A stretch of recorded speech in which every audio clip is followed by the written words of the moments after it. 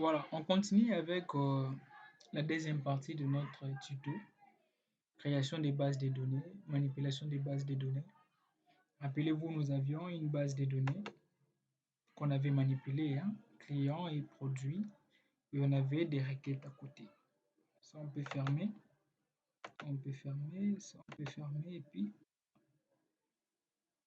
alors, qu'est-ce qu'on va faire? On va maintenant essayer de manipuler cette base de données à partir des interfaces graphiques. Alors, on commence par créer notre première fenêtre. On va appeler ça enregistrer client. Ça va nous aider tout simplement pour l'enregistrement des clients. Alors, on va nommer ça enregistrement parce qu'on va enregistrer client, enregistrer client, enregistrer client. Voilà, enregistrer client. Alors, on aura besoin des champs. Hein. On aura besoin des champs. Quels sont les champs qu'on aura besoin ici? Concernant client, on ne va pas toucher à l'ID vu que c'est automatique. C'est généré par vu que c'est généré par les JVD. On peut prendre directement ici hein, et les ramener ici, ça va créer des champs. Soit vous pouvez aller créer des champs et puis faire des liaisons. Alors, je suis là, je vais quand même aligner ça. Ok. Voilà, c'est comme ça que ça va se présenter. Alors, j'aurai besoin d'un bouton pour enregistrer d'abord. Bouton valider pour enregistrer. J'aurai besoin d'un bouton aussi pour modifier, si possible. Et j'aurai encore bouton pour faire quoi? Bon, mettons d'abord ça, appliquer. Je vais vous expliquer. Puis j'aurai encore besoin d'un bouton pour supprimer. Alors, normalement ici, qu'est-ce que vous devez retenir? En WinDev, en W langage, toutes les fonctions qui manipulent la base de données commencent par H. H ajoute, H modifie, H, donc tout ceci, vous voyez H, c'est-à-dire ce sont des fonctions qui manipulent la base de données. Alors ici, on va utiliser la fonction H ajoute pour ajouter, H modifie pour modifier, H supprime pour supprimer. Alors, déjà à partir d'ici, on peut commencer. Hein. Je ne touche pas au design. Le code sera quoi? On va récupérer chaque élément saisi par l'utilisateur. D'où on aura, lorsqu'on récupère les éléments saisis par l'utilisateur, on doit l'envoyer dans la table client et chaque élément par rapport à sa rubrique. Regardez, ici, il va prendre essaye, il va récupérer les éléments saisis par l'utilisateur là-bas. Client. On va récupérer encore quoi? Prénom. On sait prénom. On vient encore là-bas. Client. Client. On récupère quoi? Prénom, téléphone, les téléphones des clients.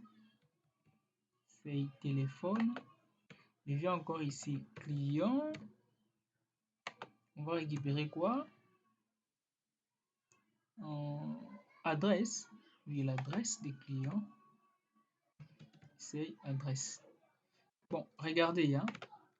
Pour les sexes, on ne doit pas permettre à l'utilisateur d'écrire masculin, féminin. Parfois, ils peuvent écrire avec des fautes. Au moment d'écrire, ça sera compliqué. Alors, on va lui obliger de choisir au lieu que lui-même puisse écrire pour éviter des fautes et tout ça. Qu'est-ce qu'on fait? On va seulement obliger l'utilisateur. Dans ce cas, on prend un combo box. On va utiliser les combo box. On va nommer ça sexe. Et au préalable, on doit déjà définir ce que l'utilisateur doit saisir. Alors ici, on appelle ça sexe. Maintenant, ça contient quoi? Masculin et féminin. Voilà, donc c'est comme ça. Donc ici, l'utilisateur ne peut pas écrire le même masculin. Parce que ça peut arriver que l'utilisateur ne sait pas comment écrire masculin et ça va poser des problèmes au moment des tris ou des affichages. Voilà. Alors on va récupérer ça. Comment on récupère? Combo. Donc client d'abord. Sexe. Point. On va récupérer la valeur de combo box. Regardez comment on récupère la valeur de combo box. Combo point point. Valeur affichée. On va prendre la valeur affichée. Alors, une fois c'est bon, il faut qu'on enregistre ça dans la base de données. Alors, rappelez-vous, pour enregistrer, on va utiliser la fonction hash-ajoute. Voilà, il y a des paramètres. On ajoute quoi? Dans la table des clients, tout ça. Et puis c'est fini. Alors, on va tester ça. Regardez, je lance. Ici, c'est inaccessible parce que le code est généré par la base de données. Alors, j'ai dit Bunga Elite, c'est une féminin. Je mets les numéros de téléphone, adresse, j'écris Massina. Alors, lorsque je clique ici, c'est enregistré. Mais sauf qu'on ne sait pas voir ça. Il n'y a pas un message de confirmation. Mais si vous allez dans la base des données, on doit nécessairement trouver ça. Mais bizarrement, on ne sait pas est-ce que c'est entré ou s'il n'est pas entré. Voilà, c'est ça. Donc, il va falloir qu'on arrive dans la base des données pour voir ça. Alors, là, l'utilisateur, lorsque vous donnez cette application à l'utilisateur ne saura pas comprendre à quel moment les informations sont enregistrées ou pas. Alors, on peut faire ça à partir des programmations, voyez, pour assurer à l'utilisateur que ce que tu viens de saisir, soit c'est enregistré, soit ce n'est pas enregistré. Alors, la fonction utilisée ici, c'est hash-ajoute. Alors, qu'est-ce qu'on doit retenir? La fonction hash-ajoute, c'est une fonction qui permet d'enregistrer et ajouter s'il enregistre. Alors, il renvoie des choses lorsque la valeur, lorsqu'il est utilisé, il renvoie des choses, soit c'est vrai, des valeurs, soit c'est vrai, soit c'est faux. Vrai c'est 1, faux c'est 0. Donc lorsqu'il renvoie 1, c'est-à-dire l'opération réussie est effectuée ou ajoutée, et lorsqu'il renvoie des, soit c'est un problème d'erreur, d'intégrité, ou soit dans les fichiers, on n'a pas arrivé à aboutir à notre opération. Alors comment faire? On doit récupérer ça. Je déclare une variable entier est un entier. Alors lui va contenir la valeur envoyée par hash-ajoute. Hash-ajoute, je prends ça directement, je vais copier pour gagner du temps. Ok. Maintenant, on va tester n. On dit si n est égal à 1, c'est-à-dire opération réussie. Là, on peut afficher info. On affiche directement opération effectuée. Voilà. Voilà. Effectué. Dans les cas contraires, sinon, c'est-à-dire s'il renvoie 0, dans les cas contraires, erreur. Dans les cas contraires, ça sera une erreur. Alors on va afficher quoi? Échec opération. Voilà. Alors cette fois, si je lance, je peux directement,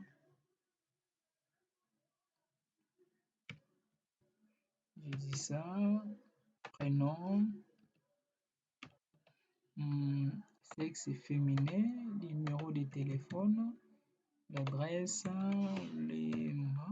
Alors regardez, une fois cliqué, ça me renvoie opération effectuée.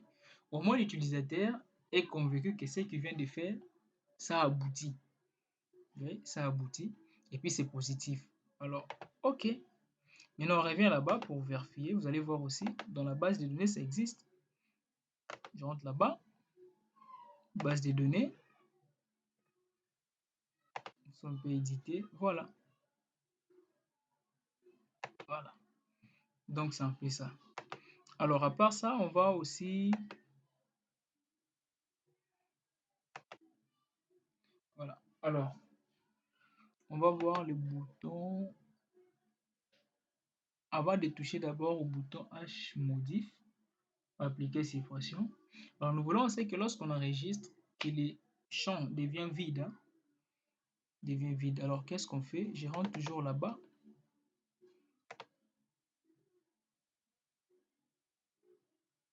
Dans les codes.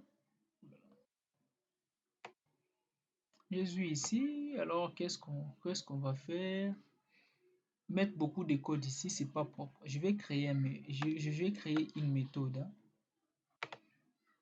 Méthode de la fenêtre, oui, ça sera local. C'est privé d'ailleurs. Le nom c'est vide. Ça va vider les champs une fois enregistré.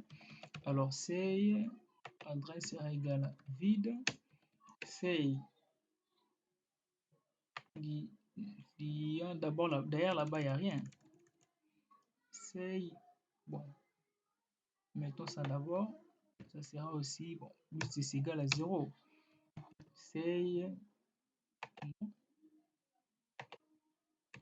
sera aussi égal à vide. Enfin, say, prénom, ça sera aussi égal à vide. Et say, téléphone, sera aussi égal à vide. Alors, on enregistre ça. Maintenant, je viens avec ça ici. Je vais l'utiliser ici. C'est-à-dire, après avoir enregistré, je veux que les champs soient vides. Je peux appeler ça hein, vide. Voilà, c'est tout. Alors, je vais tenter pour voir. Voilà. Alors, si je dois enregistrer ici, je dis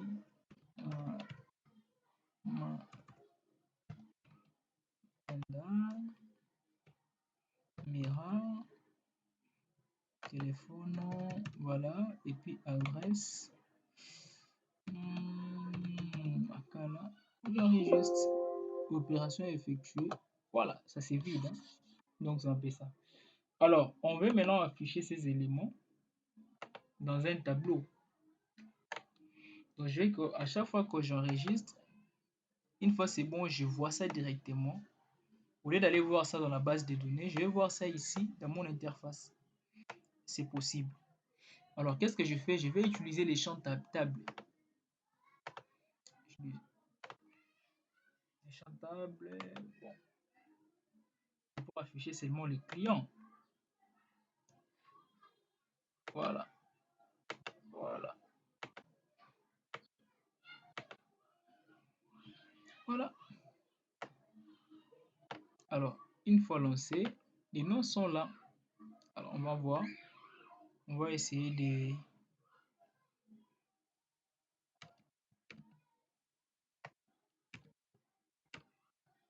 On va essayer pour voir.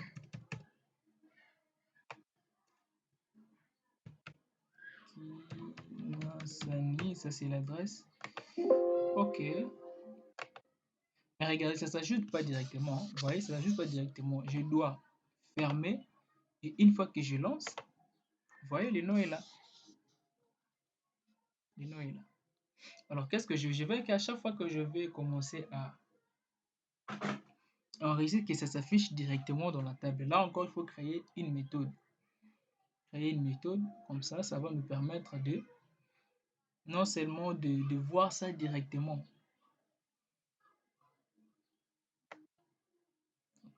Là, on va voir ça. Bon, on va en parler. Hein. D'abord, là, on va faire ça prochain. On va faire ça. Mais faisons d'abord pour le bouton modifier et puis supprimer. Alors, pour supprimer un élément, nous voulons aussi qu'on commence d'abord par le choisir dans la table et après, on peut maintenant supprimer. On crée une méthode qu'on appelle ça charger. C'est aussi privé. Oh là là là là là là là. On renomme ça. Hein. Charger.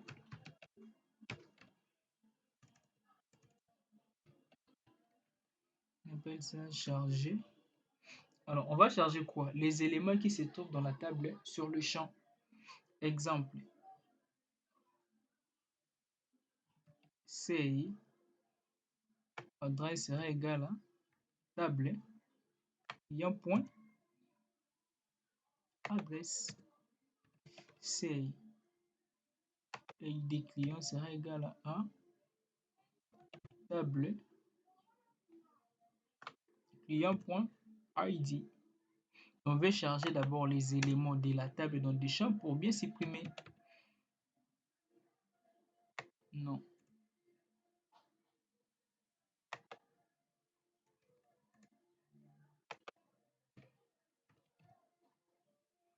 Table client point non.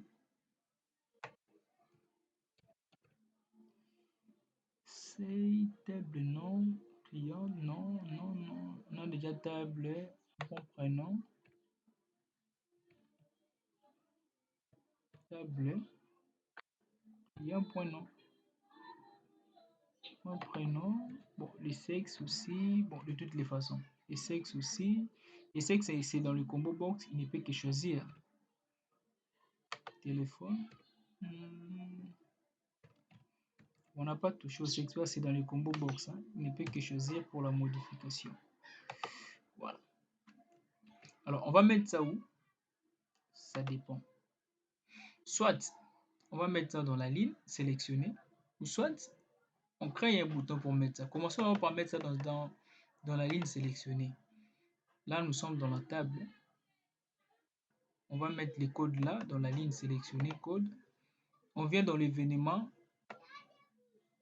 sélectionner une ligne. On va mettre ça ici, charge. Voilà. Maintenant, regardez, si je lance et que je clique là-bas, j'ai les informations ici. Et puis, ça peut maintenant me faciliter de modifier et de supprimer. Si je clique là-bas aussi, j'ai des informations là-bas. Je clique là, j'ai des informations concernant la personne. D'où je peux modifier, cliquer et supprimer. Alors, on commence d'abord par modifier et puis supprimer. Alors, pour la modification, c'est pas grave. On prend d'abord les éléments qui sont là-bas.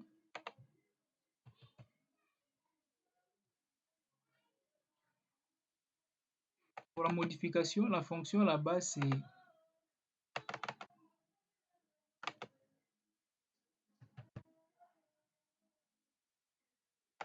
pour la modification, la fonction là-bas, c'est hmodifie.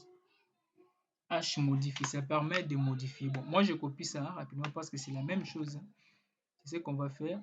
Maintenant, on modifie quoi? On modifie les noms, tout ça, mais on ne modifie pas les ID. On ne modifie pas les ID. Je copie ça. Maintenant, je viens ici dans le bouton modification. Comment je peux modifier? Je copie le tout. Maintenant, ici, au lieu de H, ajoute, je mets H, modifie. Alors, H modifie. On modifie quoi? On doit donner les numéros. Say ID. Je prends ça. Je ne prends pas en cours, je prends d'abord Say ID. Pourquoi je ne prends pas les numéros? Parce que je n'ai pas effectué une recherche. Voilà pourquoi j'ai choisi les ID ici. Voilà, c'est fermé. Alors, c'est la même chose. La fonction H modifie en renvoie des valeurs, vrai ou faux. Vrai lorsque c'est modifié, faux dans les cas où ce n'est pas modifié. Alors, ici, au lieu d'opération, on va écrire modification effectuée. Voilà. Je viens ici, je vais modifier, voir si ça fonctionne. Je vais modifier ici, au lieu de Yoa. J'ai dit non, ce n'est pas Yoa. Du coup, c'est Mukanga. Voilà. Et puis, Bernadette. Bernadette. Modification. On dit modification effectuée. OK. Maintenant, je dois fermer. Une fois que je lance, c'est ça maintenant. Ce n'est plus, c'est maintenant Mukanga Bernadette. Là, c'est la modification. C'est aussi pareil avec la suppression. La suppression, je viens ici. Je vais utiliser la fonction h'supprime. Alors, ici, j'aurai juste besoin de ID. J'aurais juste besoin de ID pour supprimer, pas tout ça. Alors, qu'est-ce que j'aurai ici? H supprime. On va supprimer. On supprime quoi? Correspondant à ID, c'est say ID. On ferme. Voilà. Suppression effectuée. Suppression effectuée. Voilà. Échec, opération. Alors, si je lance, je vais supprimer celui-ci, je sélectionne. C'est d'ici, hein? J'ai mis le code ici, je pense. OK. C'est supprimé. Si je veux voir ça, il faut rentrer dans la base de données. Ou soit il faut les lancer ici. Hein? Vous allez voir quoi? C'est supprimé. Donc là, c'est la suppression et puis tout ça. Mais on peut faire mieux.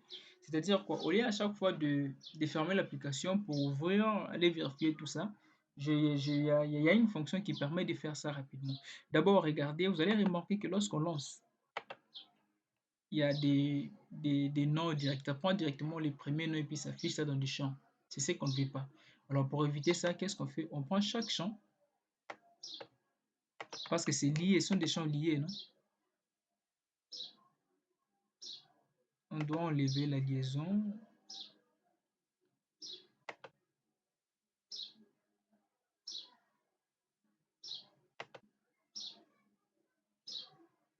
On doit enlever ça.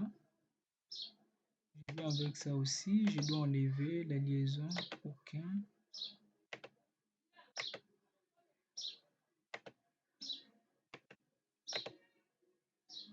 Voilà, vous allez enlever tout ça et lorsque vous enlevez, il y aura plus de 10.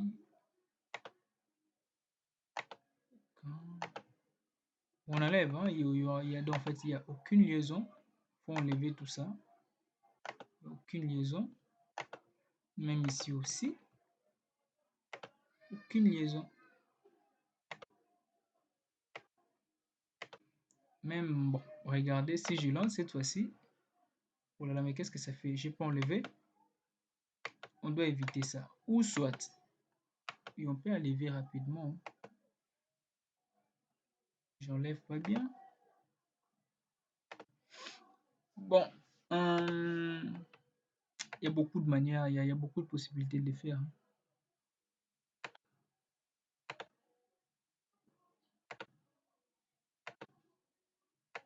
Bon, voilà un peu ce qu'on va faire. Je rentre d'abord là-bas, vide. Hein. Je prends seulement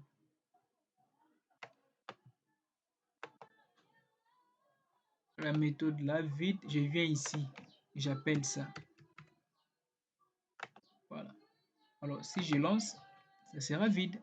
C'est simple, non? Au lieu d'aller tout ça, je prends seulement la méthode de la vide, je mets ça dans la fenêtre. Hein. Ça, c'est la fenêtre. La fin initiale, c'est-à-dire lorsque la fenêtre se lance, ça vide directement le champ. OK. Alors, maintenant, on va rafraîchir. C'est-à-dire quoi? Lorsque j'ai fait une action là-bas, ça s'applique directement dans la table. Alors, qu'est-ce que je fais? Je viens ici, je pars dans le code. Alors, une fois que c'est bon, on aura quoi? Table. Hein? Table affiche, c'est ça la fonction, table affiche. La table est là. Voilà. Je vais mettre ça partout. Table affiche. Je rentre là-bas, je viens dans modification. Code. Table affiche, c'est-à-dire à chaque fois que l'opération est exécutée, ça doit s'afficher directement dans la table. Regardez, si je dois modifier Kankou, je dis c'est pas Kankou, c'est Fatou. Feza. Alors, je modifie. Ok, directement c'est ici. Feza. Donc je n'ai plus à fermer la fenêtre. Non, directement ça se modifie ici. Alors ça, c'est à l'aide de cette fonction table affiche. Maintenant, regardez, au lieu chaque fois de faire ça, de venir cliquer ici, puis tout ça, je peux cacher ça. Hein. Je peux cacher tout ça. Au lieu de mettre des codes ici, je peux cacher tout ça. Voilà. Alors, qu'est-ce que je fais? Je pars d'application. Je mets le code chargé. Le code chargé. Pardon, la méthode chargée. N'oubliez pas la méthode chargée est là. Ça permettait de charger les éléments dans les champs. Maintenant, je viens ici, dans la table, et j'enlève ça là où j'avais mis. Je vais enlever ça parce que je vais tout simplement utiliser les boutons de l'application. Alors, si je lance, maintenant ici, par défaut, c'est ça, ça sélectionne la première ligne. Si je descends là-bas, appliquer, ça prend ça. Je clique ici, appliquer, ça prend ça. Vous voyez? Maintenant, à chaque fois, au lieu de sélectionner pour aller faire appliquer, on peut changer ça. Regardez, ce que je faisais avant, c'était quoi? Lorsque je clique ici directement, vous avez des résultats là-bas. Mais j'ai changé. Cette fois-ci, vous devez d'abord sélectionner l'élément et puis appliquer. Alors, je vais prendre les boutons appliquer ici. J'intègre ça dans la table, comme ça. Je viens ici, table. Lorsqu'on double-clique sur un élément, vous voyez, hein, ça, je suis dans la table. Lorsqu'on double-clique sur un élément, double-cliquer, c'est-à-dire, ça va directement afficher. Ça va faire cette opération. Je l'associe avec les boutons appliquer. Donc, ça va faire l'opération qui est réservée pour le bouton appliquer. Or, qu'est-ce qui est réservé là-bas? C'est de charger les éléments dans des champs. Voilà. Une fois c'est bon, si je lance, je suis ici, je double-clique là-bas, mais le code, je n'ai pas mis dans la table, c'est dans le bouton appliquer. Si je double-clique là-bas, du coup, j'ai des informations là-bas. Alors, je peux cacher les boutons appliquer parce que afficher ça maintenant, ça n'a plus d'importance. Je peux cacher ça, donc rendre ça invisible. Voilà. Et je peux aussi rendre celui-ci, les ID, invisibles parce que l'utilisateur n'a pas besoin de connaître les ID invisibles. Alors, regardez, si je lance, voilà, il n'y a plus les boutons appliquer. Mais je sais que lorsque je clique ici, j'ai des informations là-bas. Donc, je ne peux plus voir les ID, les codes de chaque client. Mais au moins, je peux les manipuler comme ça. Même dans les champs identifiants de la table, je peux aussi cacher ça. Alors, identifiant, je cache ça.